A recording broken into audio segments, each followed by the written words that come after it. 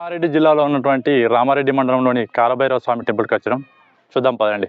ఈ గుడికి దాదాపు 2000 సంవత్సరాల చరిత్ర ఉందని స్థానికుల నమ్మకం. అయితే ఇక్కడ గర్భగుడిలో ఉన్న కాలభైరవ స్వామి విగ్రహం 13వ శతాబ్దం నాటిదని చరిత్రకారుల అభిప్రాయం. అయితే 1974 ముందు ఇది రేకుల షెడ్డులో ఉండేదంట. 1974లో దేవాదాయ శాఖ పరిధిలోకి వచ్చింది. అనంతరం 2001లో భక్తుల విరాళాలతో ఇక్కడ పెద్ద ఆలయాన్ని నిర్మించారు. అయితే గర్భగుడిలో ఉన్న స్వామివారి విగ్రహం దాదాపు 8 అడుగుల ఎత్తుతో ఉంటుంది.